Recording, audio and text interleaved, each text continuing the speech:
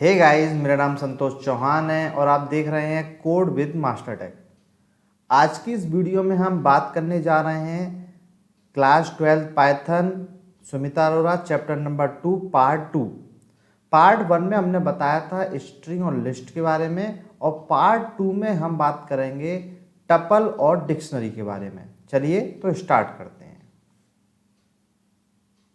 चलिए तो हम सबसे पहले बात करते हैं टपल, ठीक है ना। टपल क्या होता है देखते हैं। Tuple is a sequence of comma separated value between parenthesis. देखिए स्टूडेंट, सबसे पहले टपल जो होती है वो पैरेंथेसिस में आती है, और सारे एलिमेंट एक दूसरे से कैसे सेपरेटेड होते हैं, कॉमा सेपरेटेड वैल्यू। सेकंड चीज, टपल आर इम्यूटेबल। इम्यूटेबल का मतलब क्या होता है, जिसके अंदर हम चेंजेस नहीं कर सकते, और म्यूटेबल का मतलब चेंजेस कर सकते हैं। Which means you can not change element of A tuple in place. ये क्या लिख रहा है, इन प्लेस, यानी कि आप उसी जगह पर चेंजेस नहीं कर सकते, आपको कहीं और प्लेस पर चेंजेस करना होगा। The first index is 0 and second is 1 and so on. देखिए टपल में जो एलिमेंट होते हैं वो तो हमारे सारे के सारे एलिमेंट कहलाते हैं, और जो उसकी इंडेक्सिंग होती है वो स्टार्ट होती है हमेशा 0 से, और अगर फॉरवर्ड इंडेक्सिंग बात करें तो 0 से, और बैकवर्ड की बात करें तो -1 से। अगर टपल का सिंटैक्स देखें तो आपको एक टपल का नाम लेना होता है, और उसके अंदर जितनी भी वैल्यू आपको देनी है आप दे सकते हैं, बस आपको कॉमा से सेपरेट करनी होगी। अगर हम एक एग्जांपल देखें तो हमने टपल का नाम लिया T1, और उसके अंदर हमने वैल्यू कैसे सेपरेटेड कर दी, 1 2 3 4 5। यानी कि अगर हम एक समराइज वे में बोलें तो टपल एक ऐसा डेटा टाइप होता है जो कि इम्यूटेबल होता है, और जो कि पैरेंथेसिस के अंदर आता है कॉमा सेपरेटेड वैल्यू के साथ। क्लियर है। चलिए आगे देखते हैं। देखिए हमारे सामने कुछ टपल के कुछ एग्जाम्पल हैं, उनको हम देखते हैं। देखिए सबसे पहले T1 इक्वस टू हमारा पैरेंथेसिस है, टपल बिल्कुल खाली है, इसमें कुछ भी नहीं है, तो इसको बोलते हैं हम एम्प्टी टपल। फिर हमारे पास टपल में एक एलिमेंट है जिसको हम बोलते हैं 1 एलिमेंट। देखिए ये बहुत इंपॉर्टेंट है, जब भी आपके टपल में 1 एलिमेंट होगा तो आप उसके बाद लगाएंगे कॉमा। अगर आप कॉमा नहीं लगाएंगे तो सिस्टम उसको टपल नहीं मान के उसको मांगेगा इंटीजर, ठीक है ना। तो आपको ये बहुत ही इंपॉर्टेंट मैंने अलग से साइड में लिख दिया है कि टपल के अंदर अगर एक एलिमेंट होगा तो आप उसके बाद लगाएंगे कॉमा। अगर टपल के अंदर 1 2 3 4 है तो आप जानते हैं ये एक इंटीजर टपल हुई, और अगर आपकी पॉइंट की वैल्यू है तो आप जानते हैं ये फ्लोट टपल हुआ। सिंगल कोट्स में आपका कैरेक्टर आता है, डबल कोट्स में आपकी स्ट्रिंग आती है, और जिसमें स्ट्रिंग भी आ गई, इंटीजर भी आ गए, कैरेक्टर भी आ गए, और पॉइंट की वैल्यू भी आ गई। ये कैसी टपल है, ये एक मिक्स्ड टपल है, ठीक है। और टपल के अंदर भी आपकी टपल है, उसको हम बोलते हैं नेस्टेड टपल। तो होपफुली आपको समझ में आ गया होगा कि हम किस किस चीज़ को टपल बोल सकते हैं। जो मेन इंपॉर्टेंट टॉपिक है वो ये है कि टपल में अगर एक एलिमेंट है तो आप उसके बाद प्लीज़ कॉमा लगाइए। क्लियर है। चलिए आगे देखते हैं। अब हम बात करते हैं creating tuple from keyboard input. अभी तक हमने जो भी टपल ली थी वो बाय डिफॉल्ट पहले से ली थी, लेकिन अब हम टपल में एलिमेंट डाल रहे हैं, वो भी कैसे, कीबोर्ड के द्वारा। तो सिंपल सी वाली बात है, हम यूज करते हैं tuple input enter list element. अगर इंटीजर यूज करोगे तो इंट, फ्लोट यूज करोगे तो फ्लोट, लिस्ट यूज करोगे तो लिस्ट, सेम टपल यूज करोगे तो टपल। और यहाँ पर आपने टपल के अंदर 1 2 3 4 5 6 डाल दिया, लेकिन जब आपने इस टपल को प्रिंट कराया तो इसका आंसर आता है 1 2 3 4 5 स्ट्रिंग में।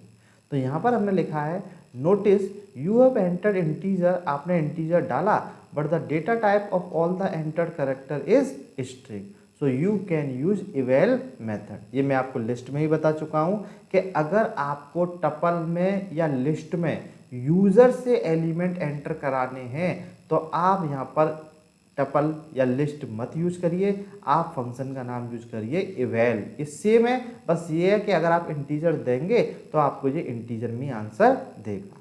क्लियर है। आगे बढ़ते हैं। सो नेक्स्ट हेडिंग है हमारी creating tuple from existing sequence. देखिए जैसा कि आप जानते हैं कि हम क्या करना चाहते हैं, हम टपल बनाना चाहते हैं लेकिन हमारे पास जितने भी सीक्वेंस है उसकी मदद से, तो आपके पास एक फंक्शन होता है टपल, ठीक है ना। तो देखिए सबसे पहले आप क्रिएट एम्प्टी टपल। आप एम्प्टी टपल कैसे बनाएंगे, आपने कहा T equals to tuple print T, तो अब आपकी एक एम्प्टी टपल बन गई। क्रिएटिंग टपल फ्रॉम स्ट्रिंग, आप टपल फंक्शन की मदद से क्या प्रिंट कराएंगे, इसमें आपने स्ट्रिंग प्रिंट कराई। आपने जैसे प्रिंट कराया तो आपको एक्स वाई जेड अलग अलग मिल गया और ये क्या कहलाती है हमारी टपल। तो आपने यहाँ पर तो स्ट्रिंग यूज़ करी और उसकी क्या बना दी टपल। ऐसे ही आप क्रिएटिंग टपल फ्रॉम लिस्ट, आप लिस्ट का यूज़ करके क्या बना देंगे टपल। तो टी टपल 246, देखिए अब जो 246 जो है वो लिस्ट में है, कैसे पता, स्क्वायर ब्रैकेट लग रहे हैं और जैसे ही आप प्रिंट कराएंगे टी तो ये क्या बन गया 246 tuple. Creating tuple from dictionary, अब आपने यहाँ पर डिक्शनरी ले ली। डिक्शनरी क्या होती है वो मैं आगे बताऊँगा, जिसके अंदर एक की एक वैल्यू आती है।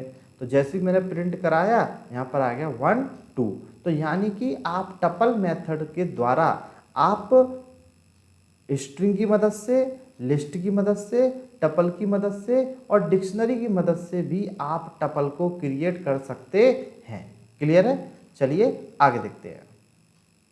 चलिए अब हम बात करते हैं टपल ऑपरेशंस के, कि टपल में भी किस तरीके से हम क्या क्या ऑपरेशन परफॉर्म कर सकते हैं। तो चलिए देखते हैं। सबसे पहला operation tuple concatenation. So basically आप जानते होंगे कॉन्कैटिनेशन मतलब होता है जोड़ना। तो आपने एक टपल ले ली 149 और दूसरी टपल ले ली 6370 और T1 प्लस T2 हमने दोनों टपल को जोड़ दिया। तो जैसे ही हमने प्रिंट कराया T3, यहाँ पर क्या है T3, तो ये टपल जुड़ के आ जाएगी 1493670। देखिए ये एक ऑर्डर में आएगा, सबसे पहले पहली टपल आएगी फिर उसके बाद जो भी टपल है वो आएगी। यानी कि the operator plus when used with the list, sorry list नहीं है, tuple require with both the operand must be tuple type. यानी कि अगर आप लिस्ट में कोई भी एलिमेंट जोड़ना चाह रहे हैं, या लिस्ट में या टपल में सेम प्रोसेस होता है, आप टपल में जोड़ेंगे तब भी ऐसी जुड़ेगी और लिस्ट में जोड़ेंगे तब भी इसी प्रकार से। यानी कि आपको याद ये रखना है कि वो कौन सा ऑपरेटर होता है जिसकी वजह से दोनों लिस्ट आपस में जुड़ेंगी या टपल जुड़ेंगी, वो होता है कॉन्कैटिनेशन ऑपरेटर जिसका साइन होता है प्लस। क्लियर है, चलिए आगे देखते हैं। तो सेकंड ऑपरेटर है हमारा रेप्लिकेशन या रिपीटेशन ऑपरेटर, यानी कि मल्टीप्लाई। तो यहाँ पर हमने क्या किया, यहाँ पर हमने एक टपल लिया 1 2 3 और मल्टीप्लाई कर दिया 3 बार। इसका मतलब स्टूडेंट ये 3 बार रिपीट हो जाएगा। तो सबसे पहली टपल 1 2 3, फिर दोबारा से 1 2 3, फिर दोबारा से 1 2 3, 3 ही बार क्यों रिपीट हुआ है, क्योंकि यहाँ पर हमने मल्टीप्लाई करा है 3 से। एक और एग्जाम्पल देखते हैं। हमने कहा 3 × 5। देखिए यहाँ पर स्टूडेंट एक बहुत इंपॉर्टेंट चीज़ है कि मैंने 3 × 5 किया तो ये रिपीट क्यों नहीं हुआ, क्योंकि मैंने आपको पहले बताया था कि अगर आपको टपल के अंदर अगर आपको एक एलिमेंट लेना है तो आप उसके बाद लगाएंगे कॉमा। अगर आप 3 × 5 रिपीट करना चाहोगे तो ये मल्टीप्लाई कर देगा, क्योंकि मैंने आपको बताया था अगर आप कॉमा नहीं लगाएंगे तो ये उसको इंटीजर मानेगा। तो इसने आंसर दे दिया 15। लेकिन नेक्स्ट पे एग्जांपल में मैंने क्या किया 3, 5 × 5, तो ये 3 को रिपीट कर देगा कितनी बार, 5 बार। तो कहने का मतलब ये है कि when you only use N integer with A multiply operator when you trying A replicate A tuple. अगर आप टपल में किसी भी चीज़ को रेप्लिकेट करना चाहते हो या रिपीट करना चाहते हो तो आपको ऑपरेटर यूज करना है मल्टीप्लाई। क्लियर है, होपफुली आपको समझ में आया होगा। चलिए आगे देखते हैं। नेक्स्ट टॉपिक देखते हैं हम टपल स्लाइस। ये मैं पहले भी बता चुका हूँ कई बार, यानी कि आपको एक बहुत बड़ी टपल में से अगर उसका सब पार्ट निकालना है तो आप स्लाइसिंग का यूज़ करेंगे, ठीक है ना। ये स्लाइसिंग का सिंटैक्स होता है, यानी कि जिसके बीच में स्क्वायर ब्रैकेट आता है और बीच में क्या आता है कोलन। फॉर एग्जांपल ये हमारी एक टपल है 10 12 14 16 18 20 22। कैसे पता ये टपल है, क्योंकि इसमें क्या लगे हुए हैं पैरेंथेसिस, ठीक है ना। तो एक फॉरवर्ड इंडेक्सिंग जो मैंने आपको स्ट्रिंग में भी बताई थी, जो मैंने आपको लिस्ट में भी बताई थी, एक बार फिर से बता रहा हूँ, ठीक है ना। तो आपकी जो फॉरवर्ड इंडेक्सिंग होती है वो स्टार्ट होती है 0 से और जो बैकवर्ड इंडेक्सिंग स्टार्ट होती है आपकी -1 से। क्लियर है, एक एग्जाम्पल से इसको आप आगे भी समझ जाएंगे। चलिए आगे बढ़ते हैं। सो देखिए स्टूडेंट्स, एक हमारा एग्जांपल है 10, 12, 14, 20, 22, 24, 30, 32, 33, 34 सॉरी। हमने कहा कहाँ से स्टार्ट करें, 3 से, तो 0, 1, 2, 3 यहाँ से स्टार्ट होगा और कहाँ पर एंड होगा, -3 पर, यानी कि -1, -2, -3 और -4 पर, क्योंकि मैंने बताया हमेशा एक कम चलेगा। तो क्या आंसर आ गया, 10, 12 सॉरी 10 वो सॉरी 20, 22 एंड 24। फिर हमने स्टार्ट करा 3 से, कहाँ तक चलेगा, 30 तक। तो 3 से स्टार्ट करा, 30 नहीं दे रखा तो लास्ट तक चलेगा। देखिए ये इंडेक्सिंग है, ये एलिमेंट नहीं है, ये इंडेक्स है। तो इंडेक्स 30 तो बहुत आगे हो गया, तो ये बहुत काफ़ी एंड तक चलेगा। 0 से स्टार्ट कर रहे हैं, कहाँ तक, 10 तक, मतलब 9 पे एंड हो जाएगा और दो दो का गैप, तो 10, 2 का गैप 14, फिर 22, फिर 30, फिर 34। इस तरीके से हमारी टपल स्लाइसिंग होती है। क्लियर है? चलिए आगे देखते हैं। ऑपरेशन है हमारा ट्रैवर्सिंग आ टपल।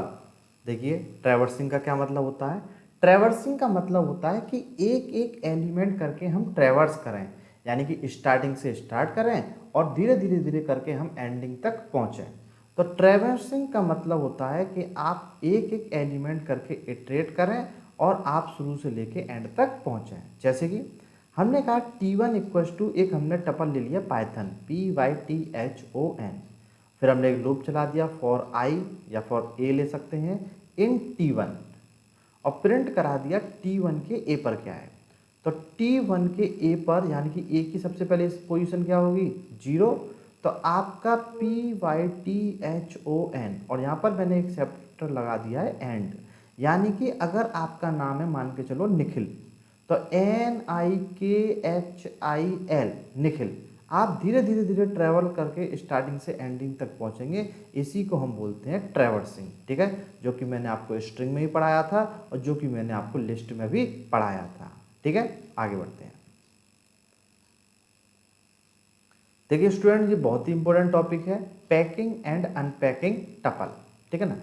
तो पैकिंग टपल क्या होता है और अनपैकिंग टपल क्या होता है, ये दोनों ही अपोजिट होते हैं। मतलब you can create a Python tuple without parenthesis, अगर आपको एक टपल बनानी है और बिना पैरेंथेसिस के, तो वो कहलाती है टपल पैकिंग।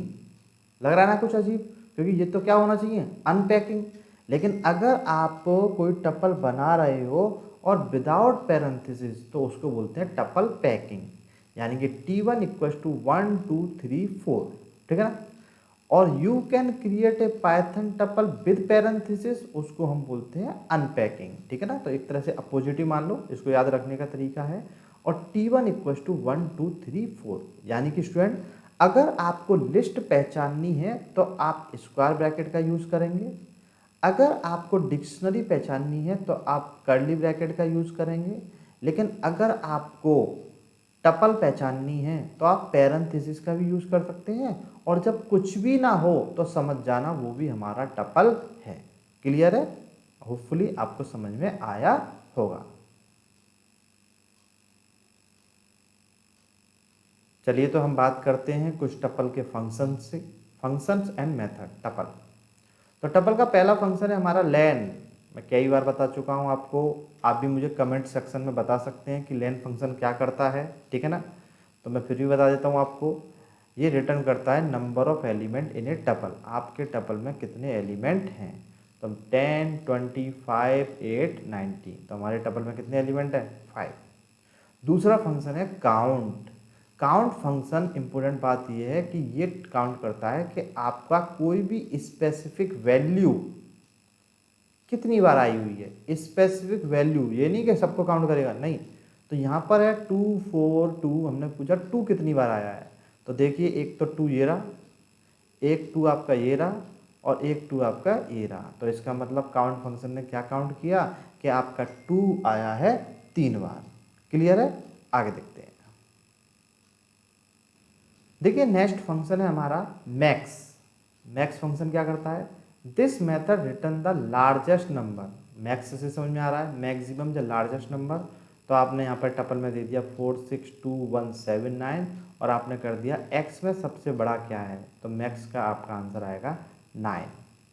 और यही चीज़ अगर मैं इसमें कहूँ कि मिनिमम सबसे छोटा कौन सा है, सबसे स्मॉलेस्ट एलिमेंट कौन सा है टपल में, तो मैंने यहाँ पे मिन कर दिया तो मेरा आंसर आया 1। ठीक है ना, बहुत ही सिंपल से फंक्शन है, आपको समझ में आ गए होंगे। सो नेक्स्ट फंक्शन है स्टूडेंट्स हमारा इंडेक्स। इंडेक्स फंक्शन ये बताता है कि आपका कोई भी एलिमेंट किस इंडेक्स पर आया हुआ है। जैसे कि एक टपल में 3, 4, 5, 6.0, तो हमने ये देखा कि हमारा 5 किस एलिमेंट पे आया हुआ, किस इंडेक्स पे आया हुआ है, तो 0, 1, 2, तो हमारा आंसर कितना है 2। क्यों? क्योंकि हमारी इंडेक्सिंग कहाँ से स्टार्ट होती है, 0 से। क्लियर है? तो ये सब कुछ था हमारा टपल। टपल क्या होता है, टपल में कौन कौन से ऑपरेशन परफॉर्म करते हैं और टपल के कौन कौन से फंक्शन होते हैं। क्लियर है? अब हम बढ़ते हैं डिक्शनरी की ओर। सो गाइज अब हम बात करते हैं डिक्शनरी इन पाइथन। ठीक है, डिक्शनरी पढ़ने से पहले मैं चाहता हूं कि आप मेरे चैनल को सब्सक्राइब कर लीजिए। चलिए आगे देखते हैं। सो देखिए स्टूडेंट, डिक्शनरी क्या होती है, ये भी बहुत ही सिंपल है। पहला पॉइंट देखिए, declare a dictionary you can use curly bracket. देखिए सबसे पहले तो हम कर्ली ब्रैकेट का यूज करेंगे। दूसरा, इनसाइड दीज कर्ली ब्रैकेट की एंड वैल्यू आर डिक्लेयर। देखिए अगर आपने की और वैल्यू डिक्लेयर कर रखी है तो समझ जाना वो डिक्शनरी है।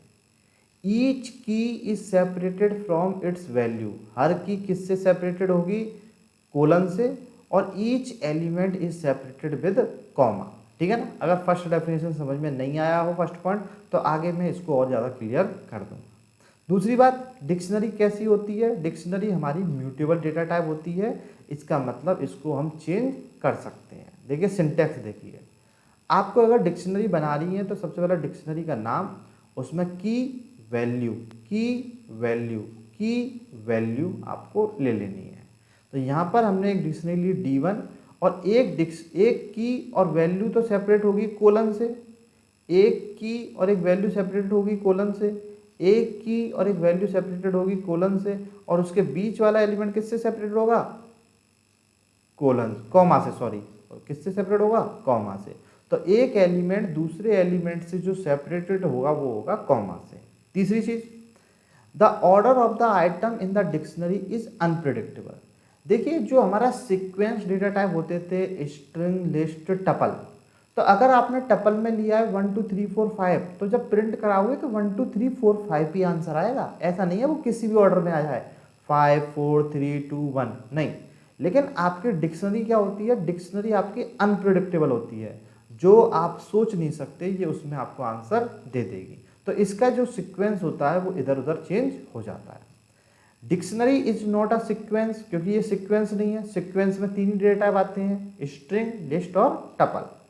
तो because it is unordered set of element, एक इंपॉर्टेंट वाली बात है कि हर की, जो भी हमारी की होती है वो यूनिक होनी चाहिए।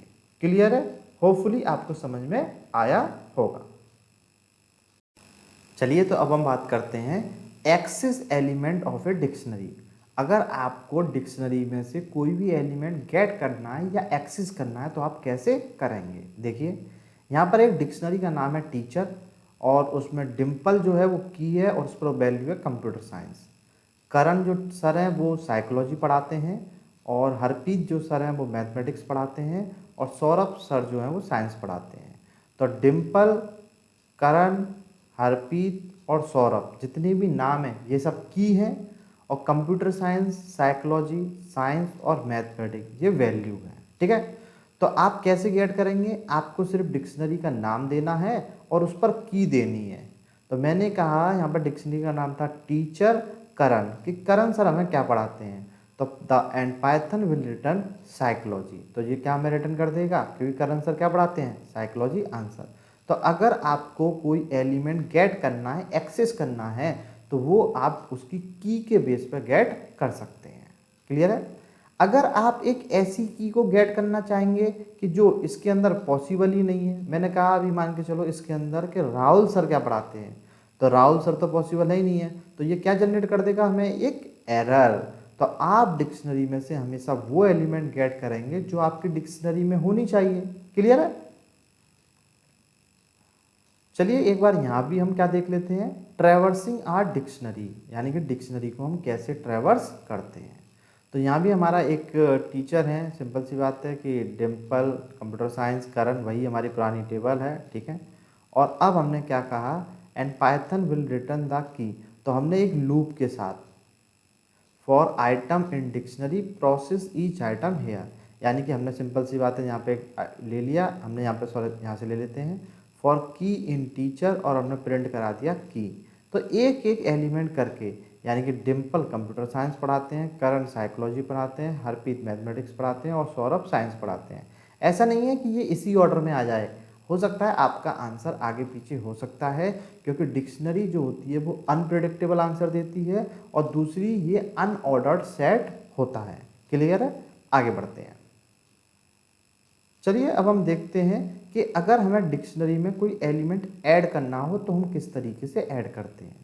तो हमारी डिक्शनरी में पहले से नेम क्या है, जॉन, सैलरी है 10,000 रुपये, और एज कितनी है 24।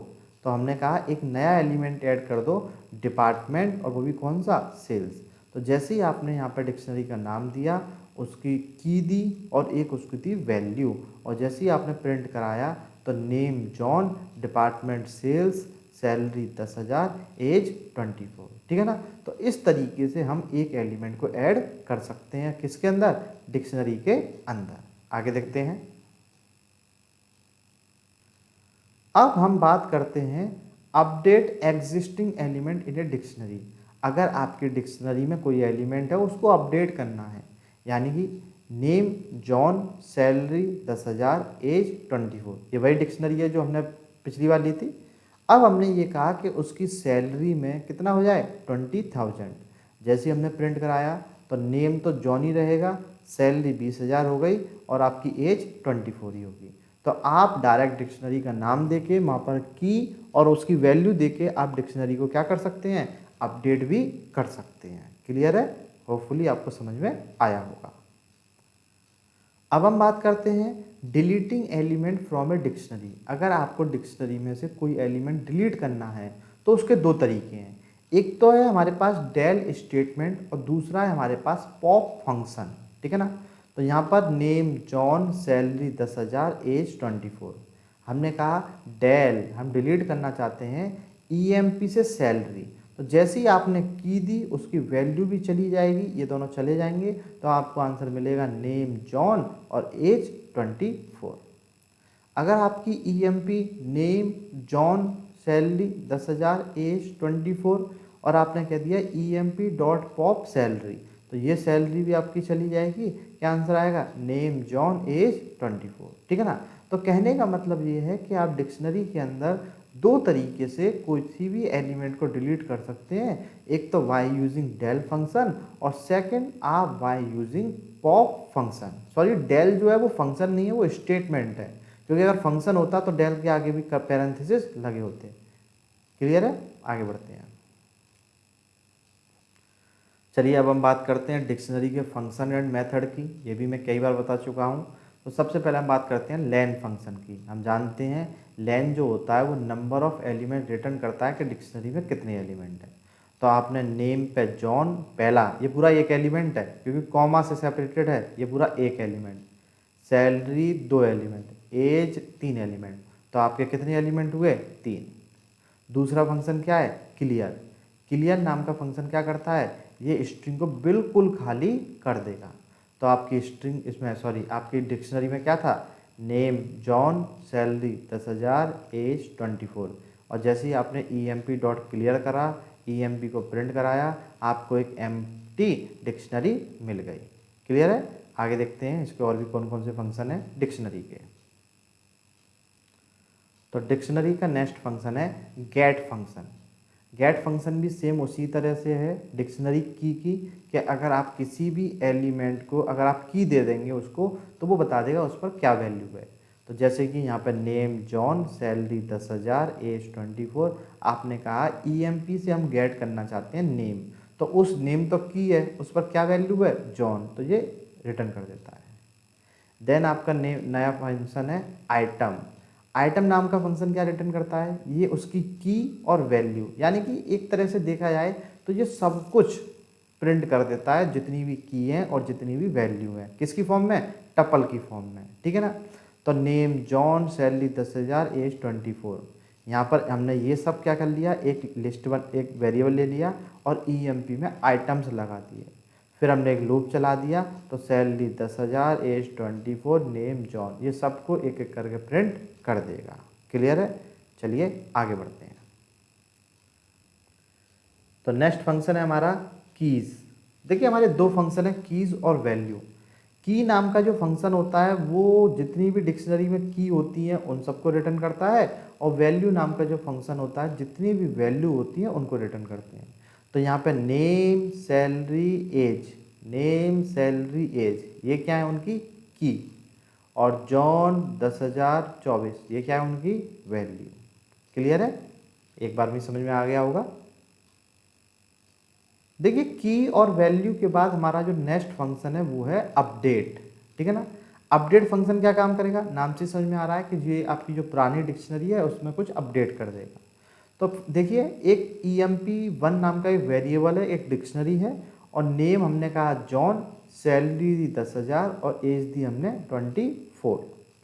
तो हमने अब दूसरी EMP में क्या किया, अपडेट, नेम में दिव्या, सैलरी 54,000 और डिपार्टमेंट हमने दे दिया सेल्स। तो हमने EMP1 में अपडेट कर दी EMP2। देखिए स्टूडेंट यहाँ पे एक ध्यान देने वाली बात है कि हमने EMP1 में अपडेट करा है, मतलब EMP2 को किस में अपडेट किया है, EMP1 में। तो जैसे ही मैंने EMP1 प्रिंट कराई तो अब नेम में चला गया दिव्या, क्योंकि हमने इसको अपडेट कर दिया EMP2 को EMP1 में।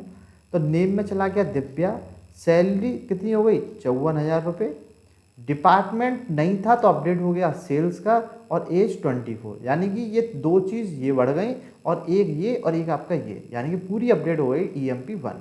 और अगर मैंने EMP2 को प्रिंट कराया सिर्फ, तो EMP2 में तो कुछ अपडेट कराई नहीं मैंने, तो नेम दिव्या और सैलरी 54,000, डिपार्टमेंट सेल्स। क्लियर है, होपफुली आपको समझ में आया होगा। So guys thank you for watching my video. आपको मेरी वीडियो कैसी लगी आप मुझे कमेंट सेक्शन में बता सकते हैं, और मेरी वीडियो को बहुत सारा प्यार दीजिए, लाइक करिए, कमेंट करिए, और जिन्होंने अभी चैनल को सब्सक्राइब नहीं किया वो मेरे चैनल को सब्सक्राइब करिए। Thank you so much.